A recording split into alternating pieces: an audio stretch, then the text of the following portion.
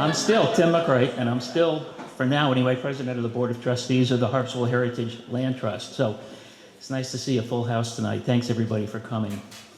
I wanted to welcome the many members of the Land Trust, and perhaps we have some guests and visitors with us tonight. So for them, just let me explain that we have a kind of a two-part event that goes on. This is our annual meeting of the Harpswell Heritage Land Trust, in which we do some business. I'm going to take care of that in just a few minutes, and then we're going to have a speaker to follow that.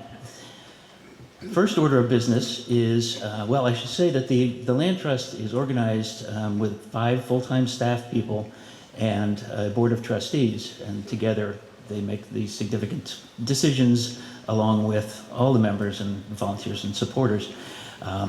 The trustees are elected for a 3-year term, and they're allowed to serve 3 of these 3-year terms, but then they, of course, term out. And so the first thing we want to do tonight is to say a thank you to 5 trustees who will be terming out as of this meeting, actually. The second half is to introduce some new trustees who will be joining us. So first thing I want to do is call up the 4 of the 5 people.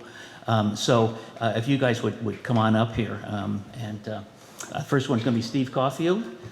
Steve is completing his second 3-year term, so that's 6 years, do the math, which has been terrific. He's been active on the Finance Committee and on the Lands Committee. So terrific to have you here.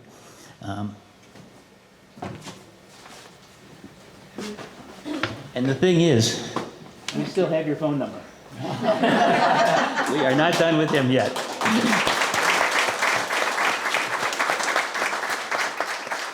Second person who's leaving us tonight is Doug Warren. Doug, come on up.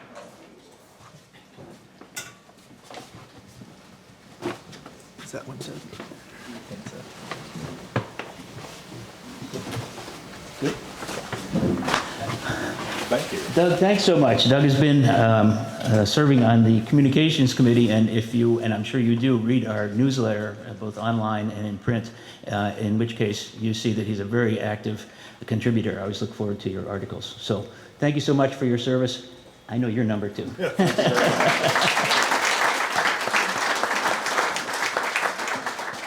Christine Backer is also leaving tonight. She has finished 2 terms, terrific, and has been very active in the programs committee. So programs like this, the educational programs, she's a professional educator and has brought so much to the Land Trust. So thank you for all you've done for us.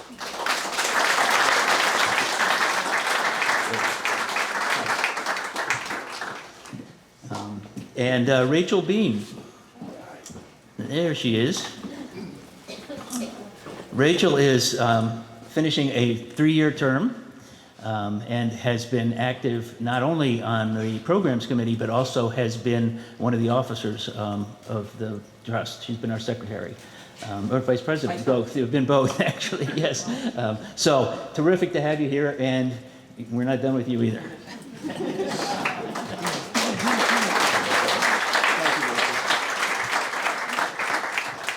And there is one person who was particularly important to be here tonight, and unfortunately, she just contacted us this afternoon and said she's got a respiratory virus and really didn't feel she should get out of the house, and that is Deirdre Strachan, who is finishing a 9-year term. Oh, and another 9-year term. She has actually been on the Board of Trustees for 18 years and has been active. Yeah, so we need to applaud loud enough that she can hear us at her house. Huh?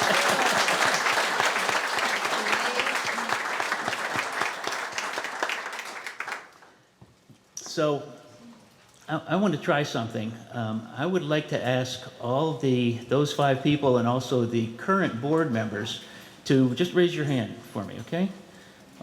Look at that. That's a lot. Keep your hands up. Any former board members? Raise your hand. Terrific. Well, we also have a committee structure. So anybody who's keep your hands up. Anybody who's currently serving on a committee, raise your hand. Any former committee members? Anybody who has served on a committee? Terrific. We also have teams and teams of volunteers, people who go out and get out on the trails, clean them up after a storm. We have volunteers who stuff envelopes. We have people who do so much around the organization. If you ever volunteered for any of the Land Trust activities, raise your hand. Now, look around and give yourselves a hand. That's a terrific crowd. As I said, we have two parts to our official work today, and that is to conduct two elections. One of them is for the officers. There's president, vice president, secretary, and treasurer. As I said, I'm currently the president, and Judy Wallingford is the vice president. Ed Robinson is the treasurer, and we're asking Lou Hinman to join us as the secretary. That is a slate of officers. And I would like to ask for I would like to make this official. Is there a motion to accept that slate? Thank you very much. We have I heard two, so that's a second. So all in favor of accepting this slate of officers for a one-year term? Terrific. Thank you very much. I'm sure they'll all be pleased. The other thing we'd like to do is to bring on our new trustees. There's a process here. We have an opportunity with something called an open gather, so that we advertise that there are openings available. We're always looking for all of the volunteers we just talked about, but particularly for the Board of Trustees. So there is a form that can be filled out, bio information and so on, and then people are contacted first by phone and then in a personal interview to see if it's going to be a good match all around. And that process has gone on this year. We had a terrific list of people, and we're happy to say that we have found five people who are standing to be elected as new trustees. And so I'm going to just ask them to stand if they're here. I know there at least one who isn't. So we're talking about Jason Leese, Nate Ackerman, Jane Warren, Lou Inksa, and Charlie Hancock, who is here. Terrific. These are your folks, and you'll have an opportunity to read more about them in forthcoming newsletters. So, all in favor of accepting this slate of new trustees? Terrific. Thank you in advance to you five people. I look forward to working with you. Yeah.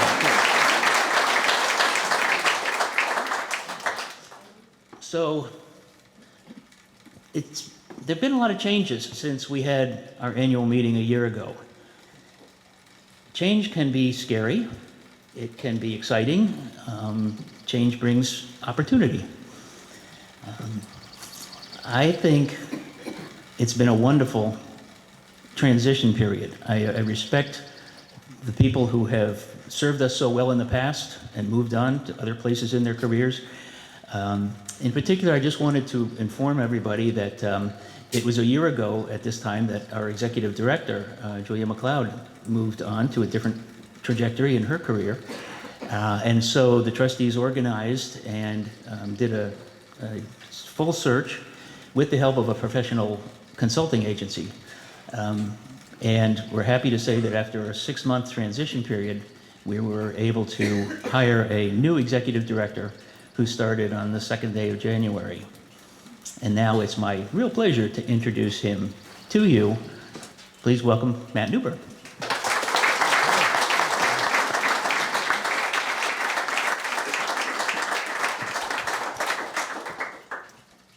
Thank you, Tim. Let's see.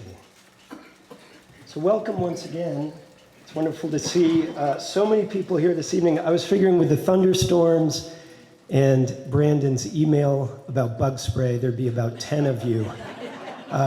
You are a dedicated membership, so thanks for making it out, given those circumstances. And we do have bug spray. We have some with DEET, and we have all natural bug spray up here as well. So if you need some of that, just reach out.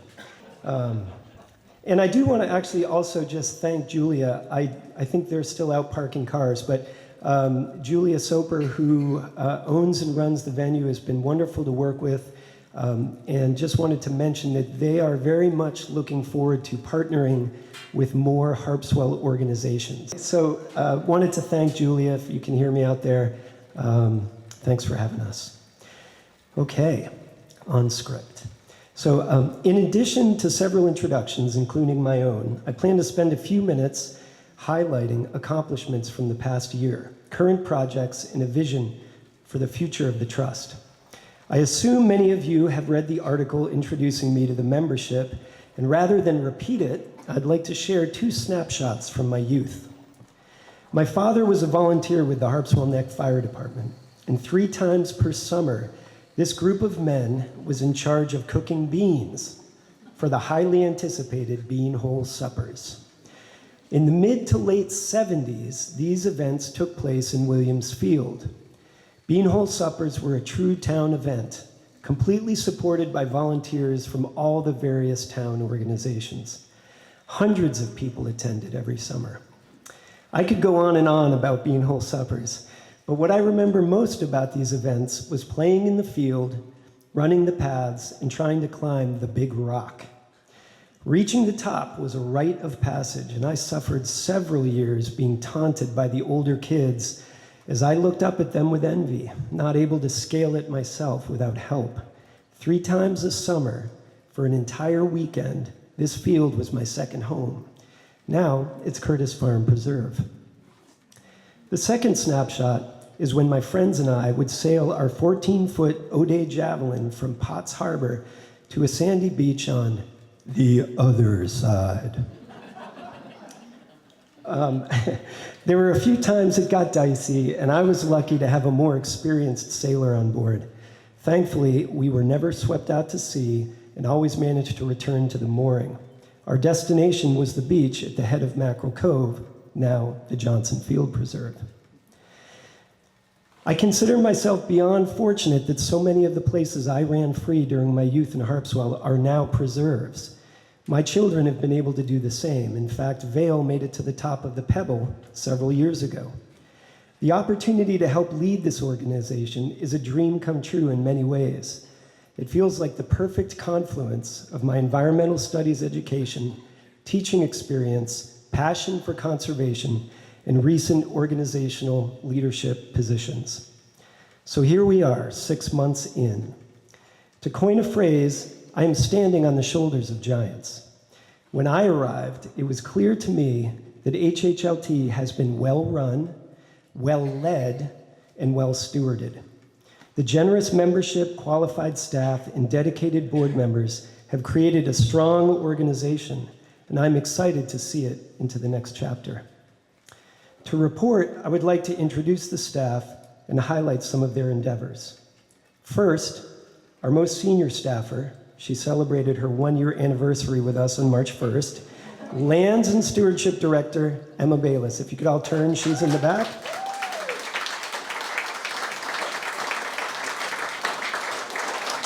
So Emma spent 2024 and the first part of 2025 completing annual monitoring for our easements, working with the Lands and Stewardship Committees on annual work plans, and developing exciting new projects. She has maintained important partnerships with the Maine Coast Heritage Trust, Casco Bay Estuary Project, and alongside hipsters has begun a campaign to battle Phragmites in Long Marsh. Ask her how that's going. After assessing our organizational stewardship capacity, she hired and trained our AmeriCorps member and launched him on an exciting trail accessibility project, ultimately in vain, as many of you know, unfortunately. But undeterred, Emma's expertise and commitment to conservation are on full display in all her projects, and she's been an invaluable resource as I have settled in. Next, Kim Van Zorge. Kim, if you'd stand up and once again, there's Kim. Kim has taken on the role of operations manager, and many of you may have seen Kim's incredible photographic submissions prior to her employment with HHLT, as she's been an active member since moving to Harpswell. Kim has been busy with the daily operations of the Trust, supporting other staff, and rekindling our Building and Grounds Committee as we are preparing for a very exciting office expansion. This expansion has been in the works for some time, and the final result will not only create more professional space for our staff, but also return of highly coveted community space for Harpswell organizations to use free of charge.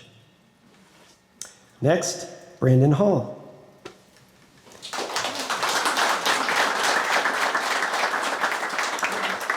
This spring, Brandon Hall joined the HHLT team as program director and quickly became one of the busiest people in the office. Despite our difficult decision to pause Nature Day Camp for one summer, he has created exciting new opportunities for families at the Schiller Coastal Studies Center and Curtis Farm Preserve, including one on July 5th that drew 72 registrants. He organized a successful summer solstice event and will serve up to 45 children ages 8 to 13 in the upcoming Rescue Rangers day camps. All of this on top of meeting with the teachers and administration of Harpswell Community School to squeeze in mini courses and a few school program days before summer vacation. And lastly, our seasonal Stover's Beach monitor, Lou Pacone.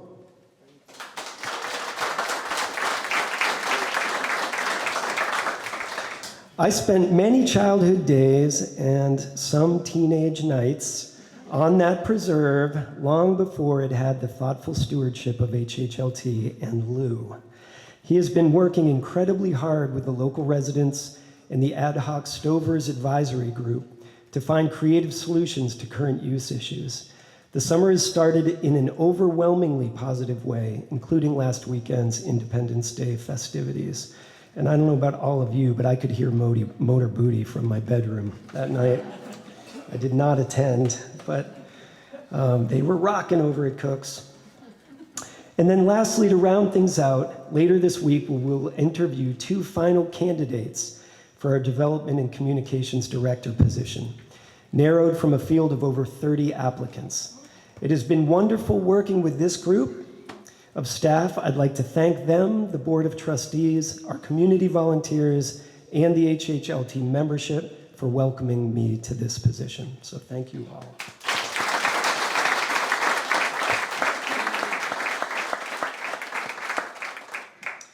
Some other items of note. We have successfully begun our reaccreditation process, created a supporting committee, and are well organized to submit our application materials later this month to the Land Trust Alliance. HHLT ended the 2024 budget year in a very strong position, and despite volatile markets in early 2025, its investments are in good health and performing well. As you just heard, we are excited to welcome 5 new members to the Board of Trustees, in addition to new community volunteers on several committees. We have begun discussions with community members on how to further support the working waterfront and attainable housing efforts. And we are in the process of investigating potential new acquisitions and easements, including the recent news regarding the Austin Carey lot adjacent to the Harpswell Community School. So finally, I would like to invite any of you that I have not yet met to stop by the office, send an email, or give me a call. I look forward to getting to know you and hearing your thoughts. The mission of our organization relies on a spirit of collaboration and partnership, and I will strive to listen to as many perspectives as I can in its fulfillment. And now to introduce our speaker. Professor Klingel is an associate professor of history and environmental studies and director of the environmental studies program at Bowdoin College. A historian of the United States, Professor Klingel's research and teaching focus on the North American West, environmental history, urban history, and the history of science, technology, and medicine. He has written numerous scholarly articles, contributed to anthologies, general audience essays, and book reviews. He held a national fellowship from the Environmental Leadership Program, a national organization training emerging leaders from diverse social and professional backgrounds. In 2006, he received the Sidney B. Karofsky Prize for junior faculty, which recognizes teaching excellence at Bowdoin. In 2009, his book, Emerald City, An Environmental History of Seattle, received the biennial 2009 Ray Allen Billington Prize for the best book in American frontier history from the Organization of American Historians. He has been an Organization of American Historians Distinguished Lecturer since 2009 and has served on the board of directors for ELP and the Urban History Association and the editorial boards for the journals Environmental History and the Western Historical Quarterly. His current research project, tentatively titled Sweet Blood, Diabetes and the Changing Nature of Modern Health, is an interdisciplinary historical study of a global health crisis, focused primarily on North America, that traces how today's diabetes epidemic grows from our changing relationships with nature over the past 150 years, and how those relationships create or reinforce inequities that further drive illness, comorbidities, and social disparities. The book in progress is under contract with Yale University Press.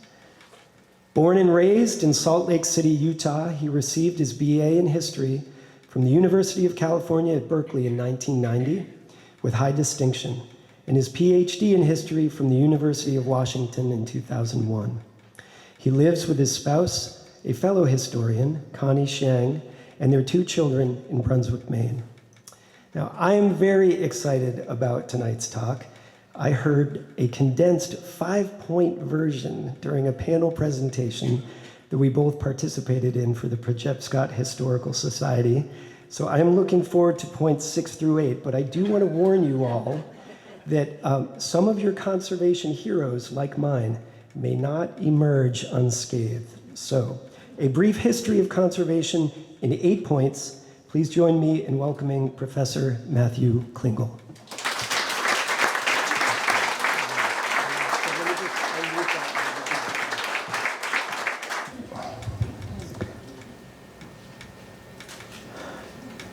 Good evening. It's an honor to be here, and I want to thank Matt and Brandon and the HHLT staff, trustees, and members for inviting me here. If I'm getting a little choked up, it's because I kind of basically fell in love with Maine living here in Harpswell. The second year I was here, and my wife and I were young faculty members before I had the joy of children, we lived over at the Coastal Studies Center, which at the time was basically the Tallberg farmhouse, the wet lab, the dry lab, and nothing else. And we lived there from during the academic year of 2002-2003. And it was a glorious time. We picked blueberries, we ran, we watched foxes bound in the snow, we watched marsh hawks on their migrations circle the fields. It was absolutely amazing.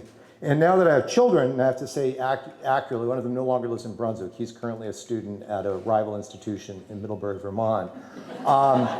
We raised our kids in and around the Land Trust trails, Brunswick Topsam, of course, but also Harpswell Heritage Land Trust. And so Stover Beach, Schofield Preserve, and other places have been very dear and very close to my heart. So anyway, if I get a little choked up, just get a little nostalgic now that I've got a son who's out of the house, but still wants to talk to me. So for about the next 40 minutes or so, give or take, I want to go through a history of conservation in 8 points. And what I'd like to do is like to begin with a little bit about how I came to the history that I'm sharing with you. Now, to be very clear, what I'm talking about tonight is not my own research, though it draws from some of my research. It's the cumulative work of historians over the past 20 to 30 to 50 years, building upon an earlier generation of historians who've understood things very differently about the conservation movement in the United States and its global context.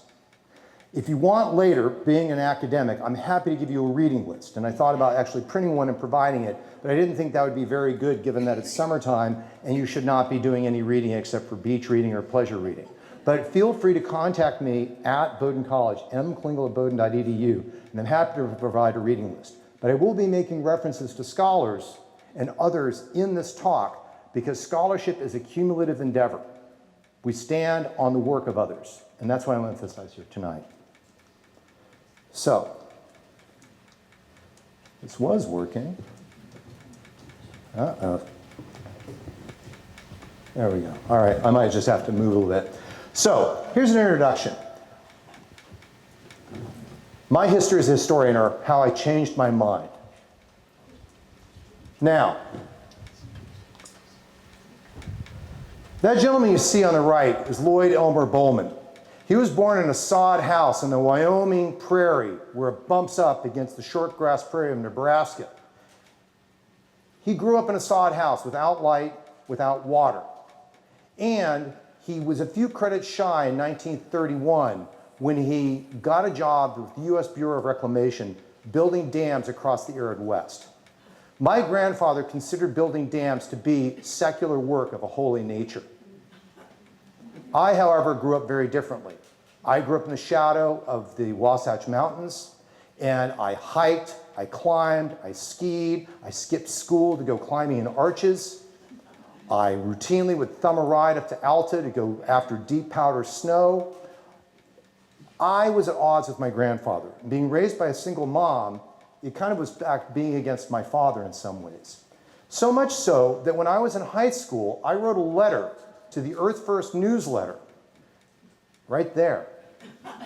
And in this letter, I wrote that I'm 16 years old and I consider myself an environmentalist since I was 8 years old. I consider it a duty to defend our wild lands since my generation will have to live with the mistakes that the present one is making. My support, plus that of several of my friends, is behind you. Now, I'd forgotten I wrote this letter as an aside until a former student of mine, Keith Woodhouse, who wrote an amazing book about the radical environmental movement in the 60s, 70s, and 80s called The Ecocentrists. I highly recommend it. But I taught him in high school, when I was a high school teacher in Oakland. He found this letter in the archives. And when he came to Bowdoin later, he shared it with me and said, "Can I use it in my presentation?" And I said, "Of course, you found it in the archives." He also noted that unlike most of the other people who realized at the time that Earth First was under FBI surveillance, they used pseudonyms. But no, I used my actual name. So there's probably a file on me somewhere in Washington, D.C. But needless to say, I went to a school appropriate for my upbringing and my radical tendencies. I went to the University of California, Berkeley, go Bears. I later interned at the environmental newspaper in Pano, Colorado called High Country News. And it was beginning there that I began to have a reorientation away from my no compromise in defense of Mother Earth to a more historically grounded education. Because I was returning to the rural West that my grandfather knew. I was leaving the confines of wild and woolly and liberal Berkeley and going to the western slope of Colorado. That education continued. Graduate school, where I studied with probably one of the preeminent historians of the American West and the environment, Richard White, emeritus professor at Stanford, boo hiss, but he previously taught at University of Washington where I took my PhD. I was a member in one of the opening classes of this organization, the Environmental Leadership Program, in which I was surrounded by people from diverse professional backgrounds, cultural backgrounds, social backgrounds. In my class, people ranged from a former assistant director to the Navajo Nation, the Diné-Baka EPA on Navajo land in the South Four Corners region, to someone that did corporate compliance for environmental sustainability for the Aveda Corporation, hair care products, to someone that was an advisor to former Louisiana Governor Bobby Jindal, later president of the Louisiana State University Alumni Association, and is an ardent supporter of Republican politics in the state of Louisiana. My mind began to expand. My first book was basically a rejoinder to what I saw as the historically blinded and conceited attitude that people had in Seattle toward the origins of their city. I called it Emerald City because if any of you have actually read The Wizard of Oz, you know that the Emerald City was built with conscript labor, and the wizard made everyone wear green glasses so that they could see how beautiful it was despite their hard labor. I was invited to contribute to an anthology from Yale University Press on the diversity and the future of the environmental movement. And later that same year, I wrote an op-ed for Grist magazine that got a lot of hate. Suffice to say, I had changed. And what I want to share with you now is how that change is reflected in what I teach in my classrooms over at Bowdoin, but it's also reflective of changes of scholarship over the past 30 to 40 years. So, point one, definition and emergence. Conservation has a long and conditional history. To understand conservation in the Anglophone or English-speaking world, we have to go back to the Battle of Hastings, in the invasion of the Anglo-Saxon lands by the Norman conquerors. who brought over from continental Europe and then established the principle of royal preserves, drawing from the Latin roots of conservation to protect, to go back into time to original ideas, is that the idea was that the Norman kings and their successors would set aside private lands with the best hunting, the tallest oak trees, the clearest streams.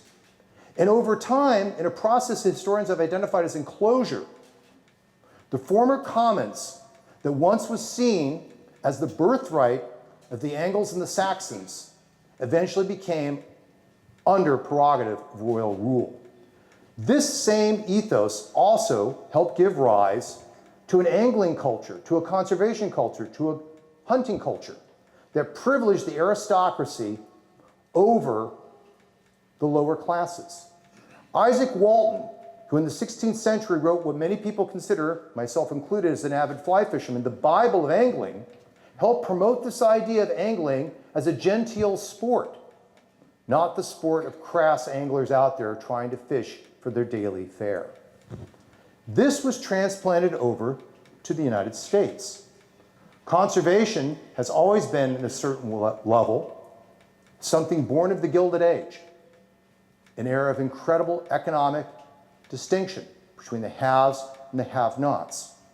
It is very much reflective of this idea of nobility, this idea of exclusion, this idea of privilege. It also was resonant with ideas at the time we call the progressive era. I always have to laugh when my students use the term progressive in the common use today. We think of people such as AOC or Zohran Mamdani, progressives out there championing causes on the far left. But the progressive movement of the late 19th and early 20th century included everyone from Jane Addams to William Howard Taft. It included conservative Republicans as well as socialist-minded Democrats and indeed true socialists.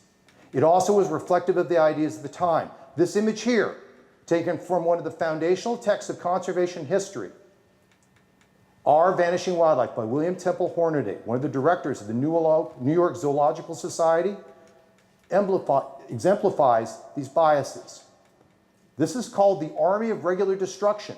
We have here people using pump guns and sportsmen, but aliens, we kill songbirds. This brings me to point 2. Reaction. Conservation refracted prevailing biases. Now, I use the term refracted, not reflected, because if we think about the term refraction, it's through a lens. It concentrates it. And this is what the conservation movement did in its beginnings in the late 19th and early 20th century, born out of the progressive era. The first national park in the world was ostensibly established in a far corner of Wyoming Territory in 1872. This, of course, was Yellowstone National Park. It was largely established in part because of concerns over the near extinction of the American bison, one of the iconic species that's often been invoked with the thinking of the American frontier. What has been less understood until recent years is that Yellowstone, for many of its early decades, was policed by the US Army. How many of you have been to Yellowstone? Those great circle roads, those were built by the Army for purposes of surveillance and expulsion. The indigenous Bannock, the Shoshone, indigenous peoples as well as the white, poor, lower-class squatters there were expelled from Yellowstone for the purpose of protecting the bison. And indeed, this was a common practice for national parks across the United States. Glacier, Yellowstone, Mount Rainier, Mount Hood, Grand Canyon. Indigenous peoples were either forcibly expelled, often at gunpoint, moved to reserves off of reservation lands, and when they tried to move back on the lands, in which some cases under treaty obligations they were allowed to hunt and fish and bury and forage, they were removed forcibly. And yet, the National Park Service, created by the Organic Act in 1916, working in concert with railroad companies such as the Great Northern, the Northern Pacific, the Southern Pacific, the Santa Fe, and others, used indigenous peoples to relentlessly promote the parks. This delegation here at the Nitapi, the Blackfeet, here on a promotional tour for Glacial National Park in 1924, which was created back in 1916, they were not allowed to set foot within Glacier National Park except if they were there on official promotional business. The Blackfeet Reservation borders Glacier National Park, but that reservation should have included, in terms of the Blackfeet, the hills, the waters, the mountains, and the forests of Glacier. Now, how is it that conservation advocates could do this? It's because they were products of their time. And indeed, many of the heroes that Matt talked about were part of this thinking. John Muir, in a variety of his writings, describes the indigenous peoples that he encountered on his journeys across the Sierra Nevada as dirty and loathsome people. Some of them, particularly the ones living in the most harsh of environments, which required the most ingenuity, such as the Paiute, living in the Basin and Range province of what we today call Nevada, he reserved special contempt for. And indeed, Yosemite was another place where indigenous peoples were expelled from, but of course used relentlessly to help promote the beauties of the national park for non-native visitors. But Muir was not alone, and indeed, many of the foundational figures in the conservation movement were even far more odious. Take this character here. This is Frederick Osborne. Frederick Osborne was one of the big conservationists behind protecting the American bison, a promoter of Glacier National Park, helping to create what was then called McKinley National Park, Mount McKinley National Park, now called Denali. But Osborne was an unrepentant eugenicist, active in helping to write exclusionary immigration laws, such as the 1924 Immigration and Naturalization Act, which established racial quotas based on eugenics, and also prominent anti-miscegenationist. He also was a popular author. He wrote a book talking about what today, many of you may have heard about, the so-called Great Replacement Theory. The people marching in the streets of Charlottesville a few years back saying, "You will not replace us," and adding another epithet as well, this is their ancestor. Here we have another character. This character here is Henry Theophilus Osborne. So if Madison Grant represented one strain of this, Henry Fairfield Osborne, who was the head of the American Museum of Natural History in New York City for over 2.5 decades, further promoted this in the exhibitions at the museum. He was a big believer in eugenics, indeed so much so that as a respected biologist, he helped popularize polygenic ideas of evolution, namely the different strains of human races, if you will, were biologically distinct, with of course Caucasians being on the top and those of other races lower below. Lest you think that Osborne and Grant are outliers, let me introduce you to this gentleman here. Anyone recognize that man? He's responsible for probably one of the most powerful metaphors and concepts in conservation and environmental thinking over the past 100 years. That is Garrett Hardin. In 1968, he published in Science magazine a concept called the tragedy of the commons, based very, very obviously on the concepts of scarcity and population and resources developed by the Anglo-Scottish economist and clergyman Thomas Malthus.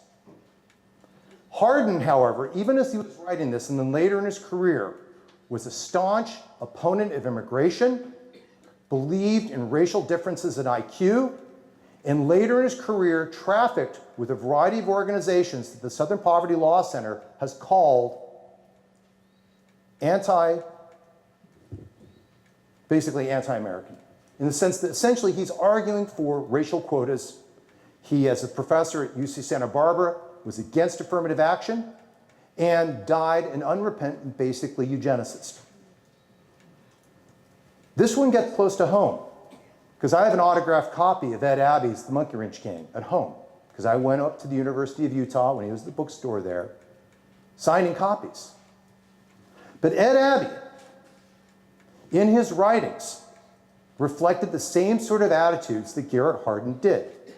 So much so that many of the allies alongside Ed Abbey, some of you may remember in the early 2000s, an attempted takeover of the Sierra Club board by an anti-immigration plank. This idea still permeates even in recent years. Dave Foreman, one of the major leaders of Earth First, an acolyte of Edward Abbey, who has since renounced some of these attitudes, but as late as 2013, has an article in the Earth Island Journal, More Immigration, More Americans, Less Wilderness. Go look at some of Ed Abbey's writings. The idea of a wall on the southern border between the United States and Mexico is not a new idea. And Edward Abbey was one of its most prominent and vocal proponents in many of his writings.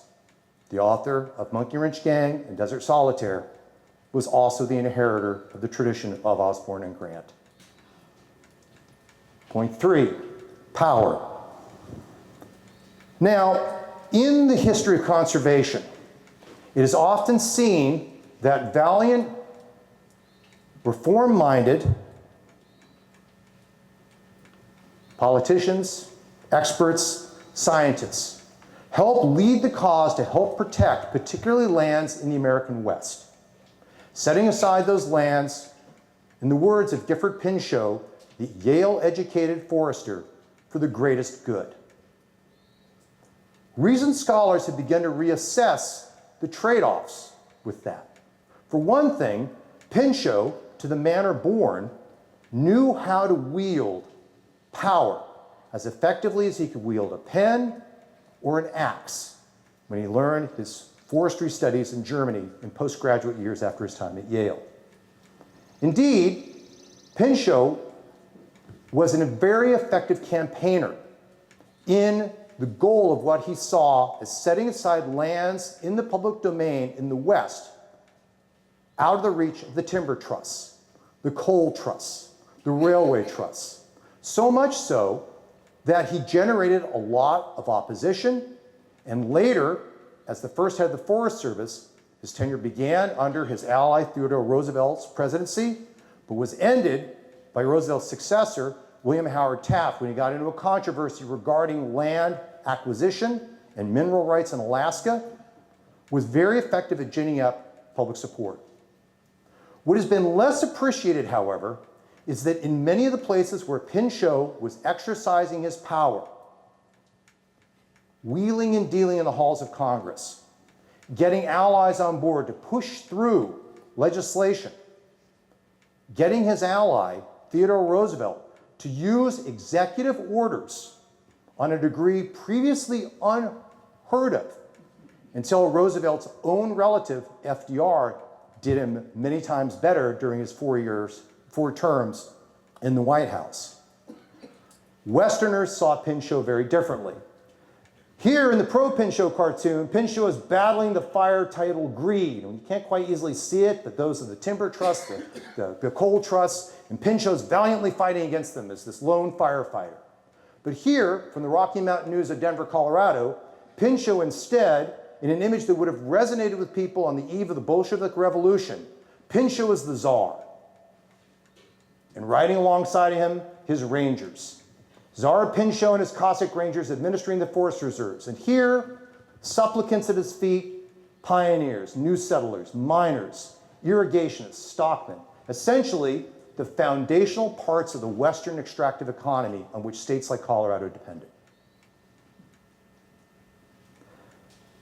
Conservation is very much a top-down enterprise, and yet, and I'll come back to Maine in a bit, there are plenty of examples where historians such as Richard Judd, emeritus professor of history at the University of Maine at Orono, go Black Bears. Richard Judd wrote a wonderful book called Common Lands, Common People, in which he said that because of Maine's patchwork land system of private and limited public lands, dating back for decades before the creation of public reserves out west, local solutions often meant that you had to have more pragmatic approaches.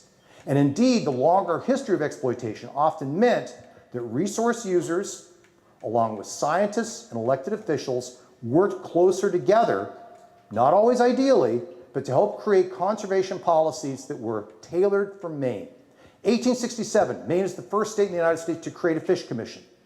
Added in the 1880s with game, and by 1894 extended to sea and shore fisheries. And indeed, by the time you get to the rise of outdoor recreation, Maine has one of the more robust systems of helping to protect fish and game, helping to create registered Maine guides who help keep those obnoxious sports, as they were called at the time and still are if you go to northern Maine in some places, in line. So that local Mainers aren't looking at some guy here with his hat and his cigar clamped between his teeth. Gee, mister, will there be any when I grow up? So in some cases, conservation was from the bottom up, or more organically or locally based. Particularly in the history of the American West, historians are now realizing, not without debate, because historians love to argue, that some of these stories are too simple. Point 4, expertise. Conservation used and misused science. Perhaps no better example illustrates this than our long and vexed history with fire. Emeritus professor of history at Arizona State University with the wonderful name Stephen Pyne, P-Y-N-E, is one of the foremost historians of fire in the world.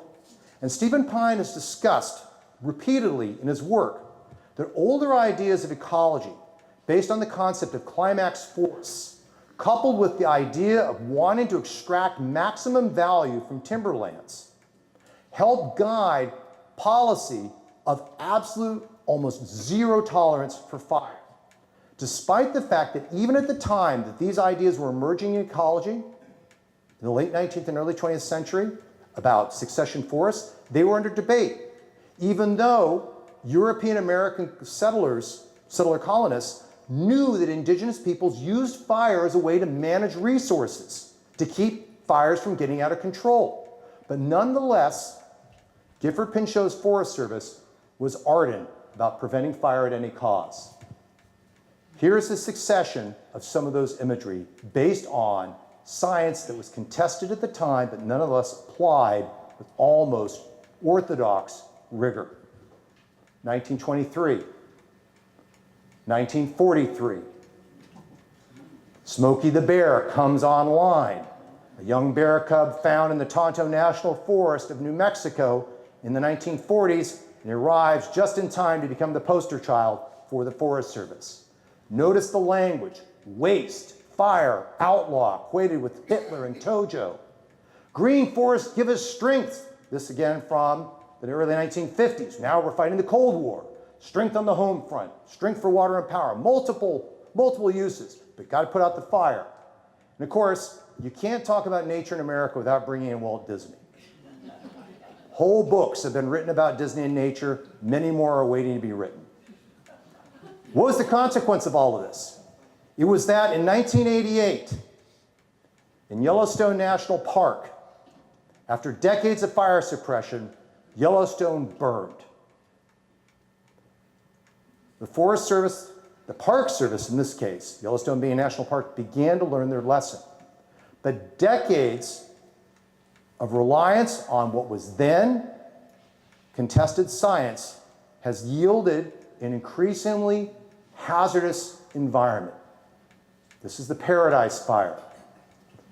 Unless you think fire is something that's a Western phenomenon, 2016, the Chimney Two-Top Fire, Great Smoky Mountain National Park, threatened Gatlinburg, Tennessee. These woods here will burn too. Think about climate change. Think about older ideas of forestry, older ideas of ecology. They're written into the landscape, and those legacies persist. That's just one example.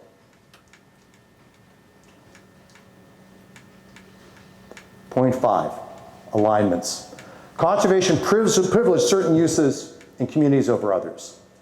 Now, from the get-go, Pinchot knew, as well as other conservationists, you couldn't promote national forests, particularly in public domain out west, without saying they were multiple use. But initially, Pinchot was all about treating timber as a crop. Which federal department, by the way, is the Forest Service located in? agriculture. It is not an interior. That was by design. Thank you, Gifford Pinchot. Timber was a crop. But with the advent of modern consumer society, people began to say they wanted to do other things in forests, like these two women fishing on the Zigzag River on the Mount Hood National Forest in Oregon. They found powerful allies in former presidents such as Herbert Hoover, who was an ardent fly fisherman, and in 1963, the year before he passed away, published Fishing for Fun and To Wash Your Soul. In short, the rise of the modern environmental movement with the shift toward wilderness recreation, toward outdoor recreation, meant that conservation once privileged timber harvesting, now with multiple uses in some cases, it privileged recreation. But the same conservation ethos also meant that certain groups had long been excluded. Perhaps no better example exists, in my mind, than one I know well from research I've done and living out there, which are the indigenous peoples of the Pacific Northwest. In the 1850s, the federal government negotiated treaties with a variety of sovereign native nations that they could fish in common and in perpetuity at the usual and accustomed places. And then for a century, the states of Washington, Oregon, and Idaho summarily restricted, harassed, arrested, imprisoned, and excluded indigenous peoples from fishing. By the 1960s, with the advent of the civil rights movement, Native peoples began to push back. As they pushed back, the state of Washington responded, often forcefully, with tear gas, with clubs, with arrests, until in 1974, when a conservative Republican justice appointed the federal district court in Washington state, appointed by Dwight D. Eisenhower, George Bolt literally issued a thunderbolt of a decision in 1974 in U.S. v. Washington, in which he said the treaties were contracts and they needed to be honored in full. When the state of Washington pushed back, saying that salmon stocks would be lost for both recreational and commercial anglers, Bolt doubled down and said, now Native peoples need to be co-managers of the fisheries. It didn't go over well. To this day, even though Native peoples in the Pacific Northwest are co-managers of the region's fisheries, the attitudes still persist. Unless you think this is a Northwest issue, talk to Native communities of White Earth, the Ojibwe, in Minnesota, or talk to people up on Indian Island. 6, usurpation. Conservation slighted local communities with lasting effects. And the example I'm going to give here is from the American West. Roosevelt, go back one slide, Roosevelt, Pinchot, and others at the vanguard of the conservation movement particularly presented the opportunity of lands in the West as being a treasure trove that needed to be protected, and the government was the best way to protect them. And so, over a variety of acts over the 19th century, and then culminating in the 1890s, the federal government created the federal lands in the American West. All of those colored spaces are owned by the federal government, administered by the federal government. In some states, like Nevada, the percentage is around 80%. Now, we often think of these lands as public lands.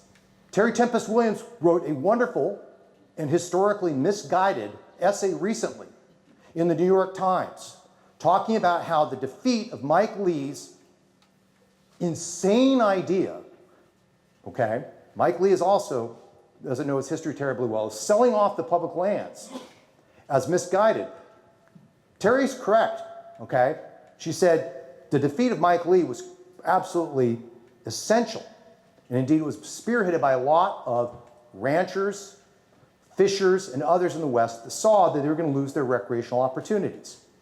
But what she didn't get in the editorial, and what many people still neglect, is an important problem about these public lands in the West.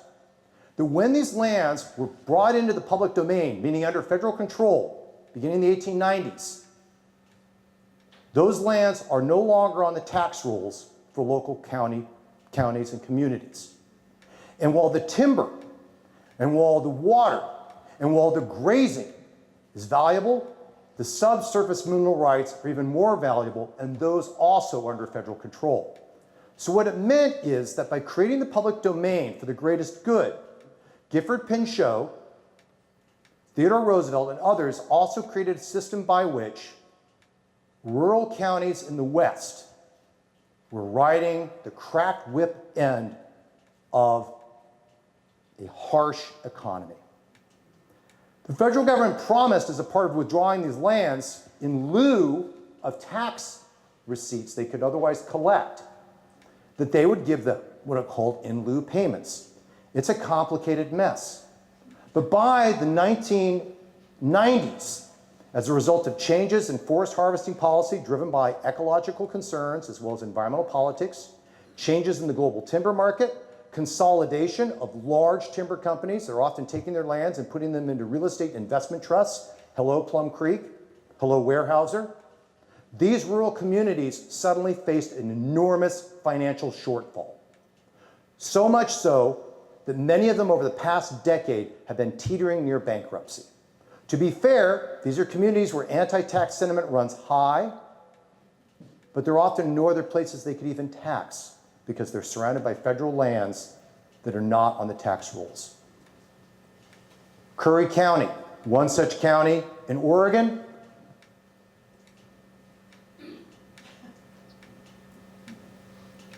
The county has missed receivership by the state government in Salem twice over the past decade, narrowly avoiding it. If you want to find one source of potential resentment in the rural West, there you go. 7, legacies. Trick question. What county in the United States and what metropolitan areas defined by the census together have the largest income gap in the United States? Someone want to guess? Here's a hint. Chicago? Nope. Teton County, Wyoming, and the Jackson, Wyoming metropolitan area. Beautiful lands set aside. Teton National Park, partially the gift of the Rockefeller family. Yellowstone National Park, just up the road. Of course, first national park established in the world, definitely in the United States. But over the past 3 or 4 decades, the Jackson I knew growing up, where you could go into the Silver Dollar Saloon, and maybe someone would serve you underage. You could go feed the elk at the local National Wildlife Refuge. It's become an absolute zoo. But it's also become a site of incredible wealth. Jackson has a lot of public land. It also has a lot of land trusts. Because where do you think is a good place to park some of your money? When the 1% in Jackson make 132 times more than the bottom 99%, and the top 1% make 142 times more than the bottom 99% in the county. Unless you think that Teton County is an outlier when it comes to wealthy communities in the West that benefit from both public lands, which we'll argue are better called government lands, and the preponderance of land trusts to help put other properties in conservation easements to help protect affluent views and access to recreation, I give you not just Jackson, but Glenwood Springs, Colorado, Haley, Idaho, Gardnerville Ranches, Nevada, which is just outside of Reno, on the edge of Tahoe, and Summit Park, Utah, near my hometown of Salt Lake City. That's Park City. You want to read more about this, read this damning book by the talented and wonderful sociologist Justin Farrell, who teaches at Yale University, Billionaire Wilderness. He interviews both the 0.1% as well as the people he grew up with in Hoback Junction, the place down the road where until recently, if you worked on the tourist industry or as a maid for one of those mansions in Jackson, you lived. But now Hoback Junction is becoming too expensive.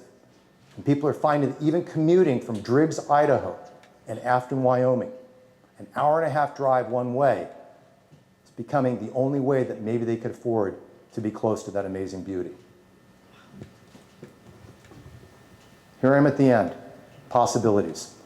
This seems like a depressing talk, But I actually find, no, I actually find that, hey, look, what else is going on in the world right now? But I actually find that thinking about these things in a complex way, because historians, after all, are about complicating things, actually opens us up to possibilities. And some of those possibilities we can find here close at home, both within the history of Maine as well as what's happening today. Percival Baxter, who acquired lands privately around his beloved Mount Katahdin. He wasn't initially convinced to do it, but a couple of camping trips as an undergraduate at Bowdoin, and then later when he was working as an attorney in Portland, helped convince him. And he created Baxter Park in 1931 because when he approached the federal government, they were like, we're not so sure about it. And then he saw what was happening with the national parks, the commercialization, the overcrowding, the conflicted mission. And so he created the Baxter State Park Authority in 1931 with the admonition to keep it forever wild. From the beginning, Baxter, however, was a pragmatist. He was a big believer in scientific forestry, even if he didn't necessarily agree with the way that Gifford Pinchot was doing it entirely out in the public domain out west. There's a whole section of Baxter set aside for forestry, which the revenues help support the Baxter State Park Authority. But it's also, Maine is a birthplace for land trusts. So if Baxter saw the limitations of public lands out west, and he could be imperious in his own way, he fought constantly with Healy and Taylor, former superintendent of the park, about using snowmobiles. And to his death would not allow snowmobiles in the park. Now they use snowmobiles, not all the time, sometimes on the tote road, but for purposes of patrol where needed. But the land trusts even represent a more democratic vision. Based on the first initial land trust in the United States in 1891 with the Trustees of Reservation in Massachusetts, some of the first land trusts, such as the Maine Coast Heritage Trust established in 1970, Maine has been a bellwether for land trusts. Here's why I think land trusts work. It's because of that woman. I love razzing my colleagues in economics because many of the most important Nobel Prizes given in economics have not gone to economists in the past few decades. That's Eleanor Ostrom. She won the Nobel Prize in 2009, taught at a great land-grant university, Indiana University. Go Hoosiers. Eleanor Ostrom questioned the premise behind Garrett Hardin's cramped vision of the tragedy of the commons and asked, maybe there are ways of thinking instead about something that she calls nested co-management or nested governance. Looking at communities around the world, from the Maasai pastoralists in East Africa to the lobster gangs of coastal Maine. She examined how informal, bottom-up, grassroots, groundswell efforts at managing resources worked as effectively, if not better, than top-down, supposedly enlightened, supposedly scientifically driven, supposedly politically astute methods were failing elsewhere. These are some of the principles that she has here. Does that sound like a land trust to you, at least when it works well? Damn straight. Now, to be fair, Ostrom's principles in the real world are not always necessarily so neat. But what she represents is an understanding that effective conservation begins at home. It begins with an understanding about the complexities of the particular environment in which you live. It begins with acknowledging that there are diverse stakeholders. It begins with acknowledging that the person driving the F-150 with the Yosemite Sam mud flaps and the Trump sticker, who also happens to be an ardent advocate for fly fishing, may have more in common with the person driving the Subaru and the hopeful sticker from Curtis Memorial Library that has US out of my body bumper sticker on the back as well. Then maybe you can find a place of common purpose and interest around a place shared and protected and realize that compromise, as well as occasionally working through conflict in a productive way, can yield some amazing outcomes.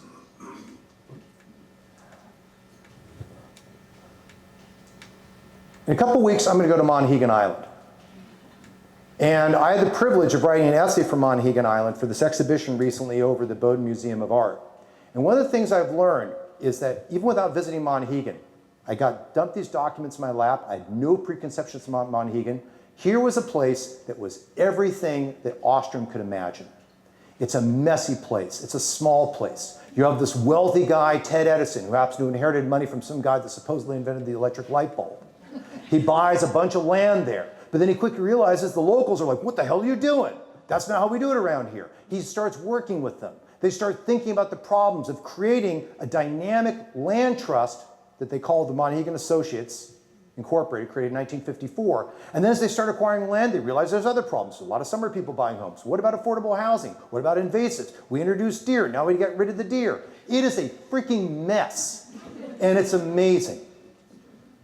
It's amazing because when I dove into the archives from Monhegan Associates, I realized that here was something that my late grandfather was trying to impart to me, which is that conservation is something that you have to do on a daily basis. And even if the dams he built, I see as being unholy, savaging of the wilderness that I once loved, I also saw that my grandfather, when he was surveying in rural Wyoming, asking about setting up electrical hookups.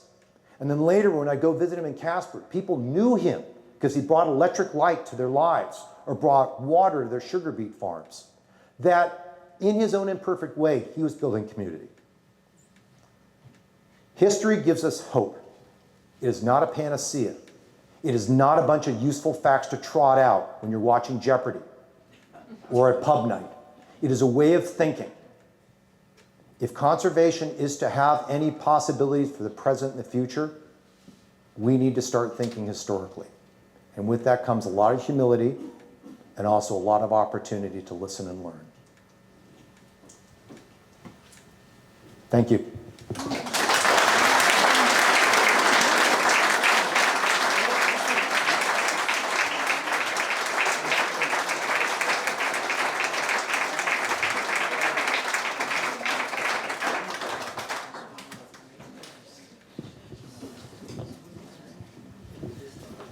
So I went a little bit over because I got choked up at moments, and also my grandfather was my world to me.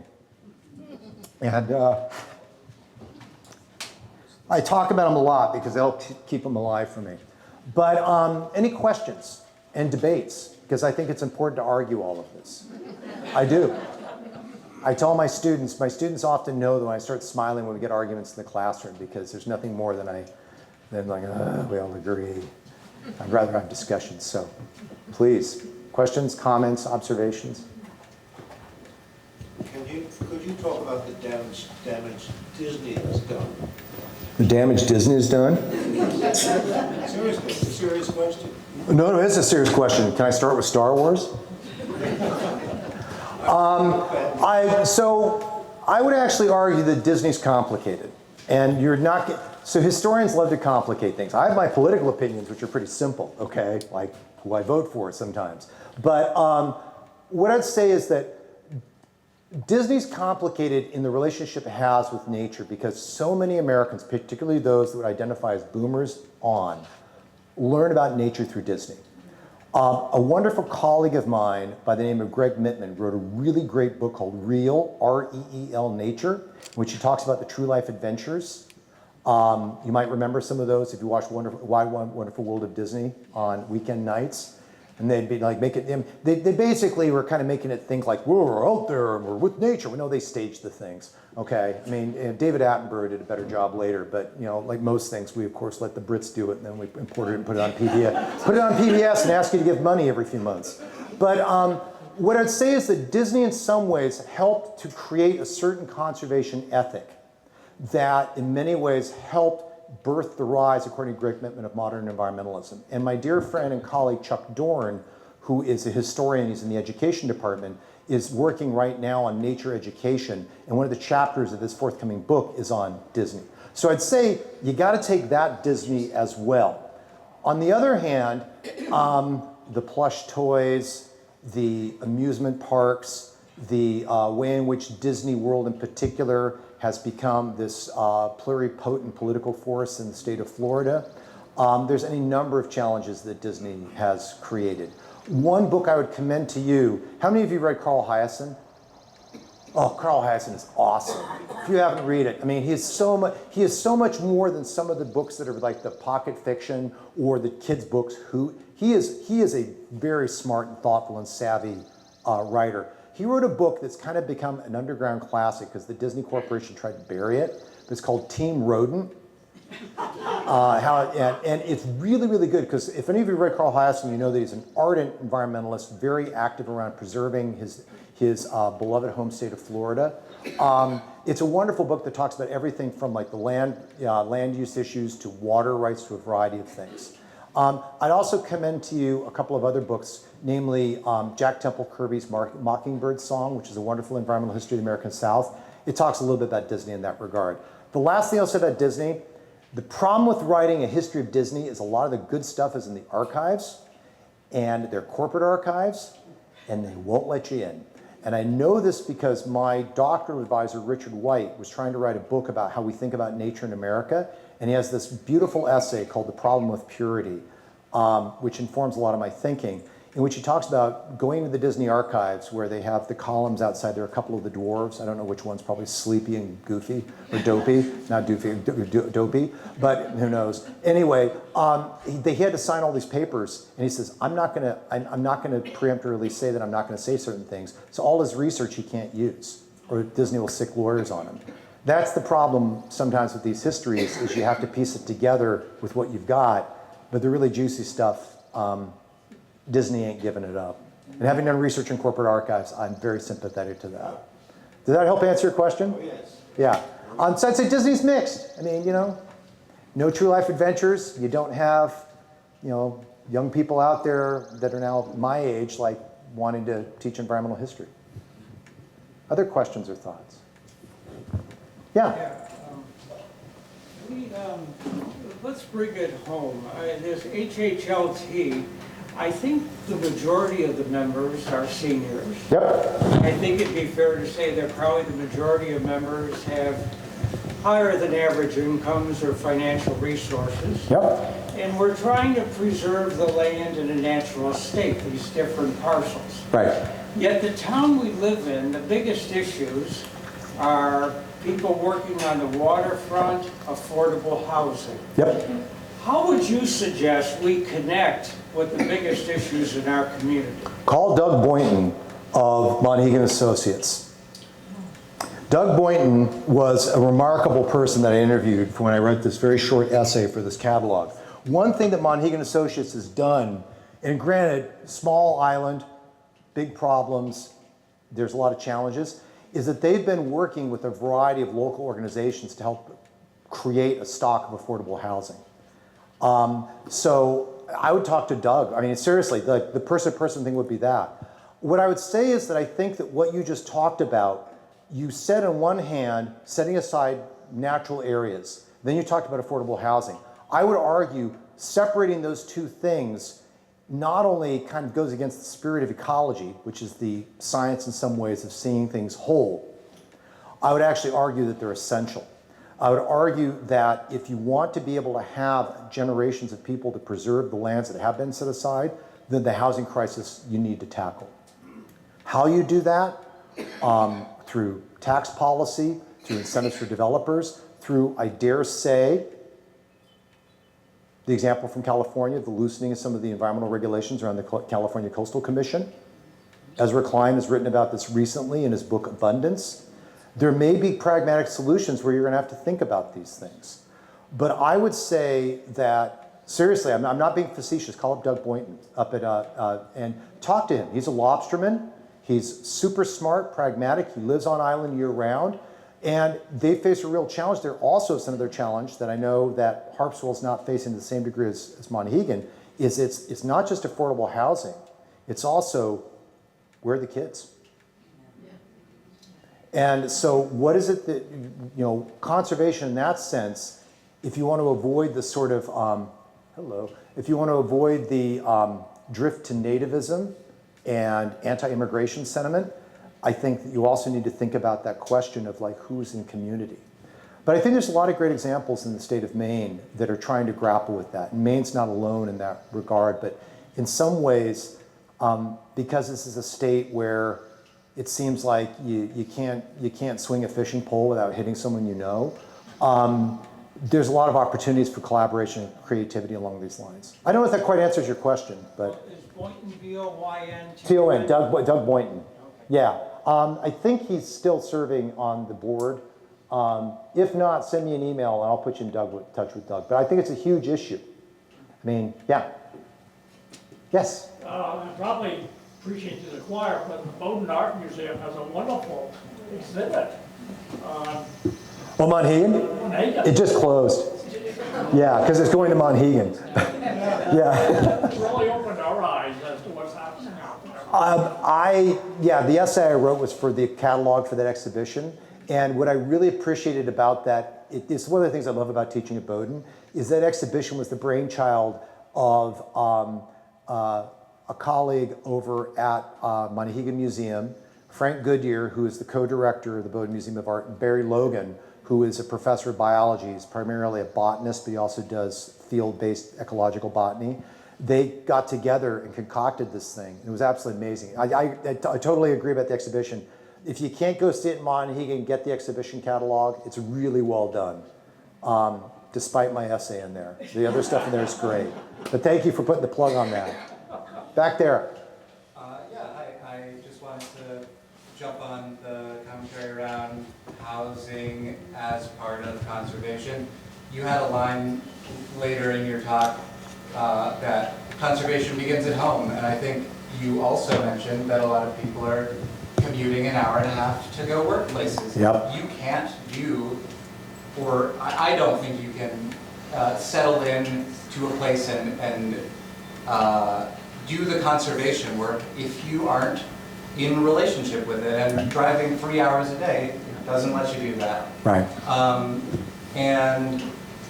the chair of the housing committee in town here, and Lucky you. we are working on this to the best of our ability, Yeah. and we are looking at some creative options like housing trusts. Yes. It's a thing that we are currently working on. So, Can you explain what a housing trust is for people who might not a know? housing trust is kind of like a way of owning land separate from the structures that are on it, to the best of my understanding. Yeah. And it's a way that you can, it's a nonprofit entity, and you can,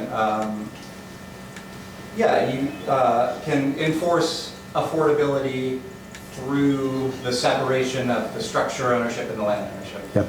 So it's something that we're currently working on in town. And if you are interested in helping us out with that, please get in touch. My information's on the town website. Along those lines as well, I'd also say that I'm on the advisory committee for the Brunswick-Topsom Land Trust, and I've raised at a couple of meetings, unfortunately other people are raising it now, is that the model of land trusts often is around property owners, homeowners, people who have, like you said, a vested stake, but increasingly, especially in Brunswick, there's a lot of renters.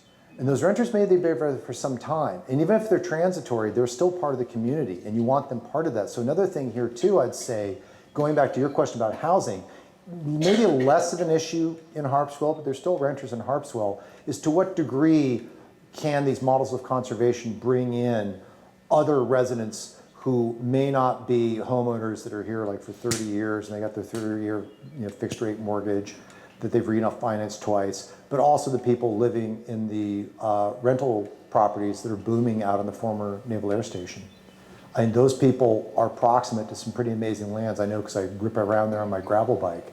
And getting those people involved in the community, they also trend younger. And there's opportunities, they may be future homeowners. If not here, at least you'll give them the great opportunity that when they move to somewhere else, Turner, Bangor, somewhere else, they've kind of gotten invested in a place and they'll get invested in the back place. You've planted a seed. Any other quick comments or questions? Yes? Done? All right. Thank you. Thank you very much.